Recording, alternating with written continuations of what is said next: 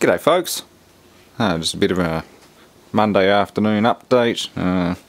Just messing around with some interesting old equipment in the shed, and apart from the normal modern stuff like TVs and things like that, well, sometimes I go a little bit vintage, and I have to thank my good friend Mark from up in country Victoria for donating this one. It does look like it's come from country Victoria with the amount of dust that's in it, but that's what a fine brush and a vacuum cleaner's for. This is a HMV, His Master's Voice, stereophonic record player, vinyl player. 45 RPM, 72 I think. There you go, 16, 33, 45 and 78. And I have restored all this mechanism, like everything was stuck. All the grease in the mechanics of it was completely hardened and nothing moved. So I've gone to the trouble of getting all that working, and now it starts to play, but zero output. Like there's no pop or crackle from the speakers when you turn up the volume or the balance or anything. None of the old radio characteristics. It just does nothing. So I've got the chassis loose and I'm just playing around with it at the moment, looking for a bit of inspiration.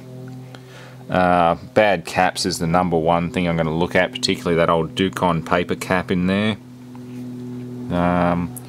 Whatever that is, that looks like a bridge rectifier, an early one. There's no... it's only a 2-tube system. It's got two 6BM8s in it, and that's it. So there's no vacuum tube rectifier. I'm guessing that's a rectifier because it's coming straight off the transformer high voltage feed. There's a low voltage feed there and there for the heaters. That's going to the tube heaters, those big thick 5-volt cables. That there is turntable power and mains power. So yes, that's an old rubber coated flex lead. So you got 240 volts going to the AC synchronous drive motor. That all works, but the low voltage side is doing nothing. I shouldn't say low voltage, it's still reasonably, it's mains level voltage, good few hundred volts DC.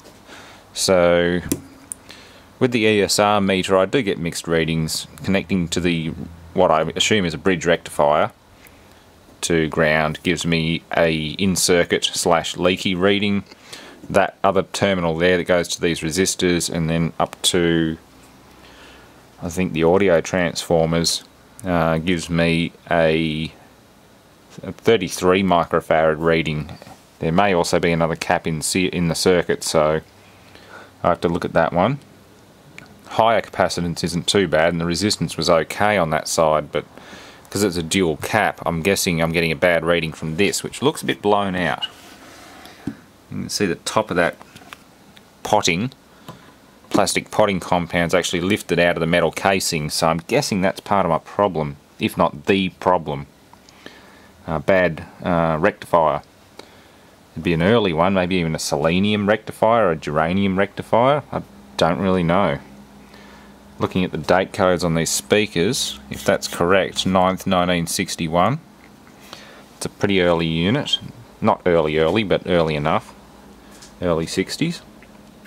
Probably based on 50s tech. Yeah. Nothing obviously bad. I've had it running for quite a bit of time.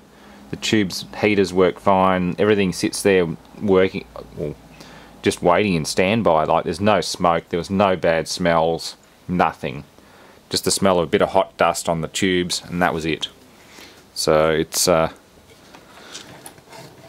not obviously blown. There's nothing burned up.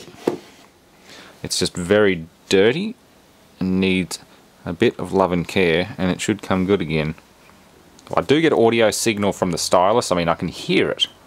If I start the machine and put the stylus on the record and put my ear up to it, I can hear the music playing. I can hear Twist and Shout, which is what's on the record there. A very well used record. And yeah, I can hear it. I can hear it coming from the stylus. Now, whether or not the mic's picking it up is another question, but I'd still expect crackly poppy noises when you turn it on, or when you twiddle the volume, especially with that much dirt and dust in the system. Noise is sort of inevitable, but there ain't a scrap of it. There's nothing. So I'm thinking when I clear this table up, get rid of all this other stuff out of the way, I'll pull the scope out and have a bit of a poke around with it, for starters. So it's an interesting little project. I was donated by a good friend of mine. You'd seen him in the background of a few videos. He's the guy with the big beard. You would have seen him in a couple of old videos and a recent one at V8 Jagnuts where I managed to give Brad the old 60 kV ignition coil jolt. And a few others later. Actually, I still got some footage to upload of that. So anyway, I've been going over the meter. Some of the caps are still fine, but I'd be willing to bet that old Ducon paper cap's pretty bad, but that's on a different circuit, so yeah, interesting. It's a very old HMV portable record player. Nice bit of kit, a bit of a relic of a bygone era, but hey, vinyl's still coming back into fashion, don't worry. And it looks like you can actually play a full-size LP given the clearance around here. So it's not just the smaller ones, not just the old little 45s. It does look like you could put a full-size record on here. Very neat.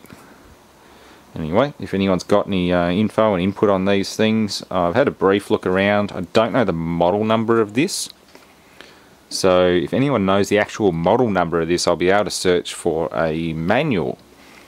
But so far I've come up with bugger all. I found a very similar looking unit that had a different kind of control on it. It had a Monarch control thing on it. It was actually an eBay auction that sold for like $16. It had a Monarch speed control or something on it. It was different to this. So I don't really know what this model is. But if anyone can shed some light on it and give me some pointers on where to look at least before I get to it again tomorrow and start probing around, that'd be greatly appreciated. And hopefully we'll be able to hear this thing play again. Thanks for watching.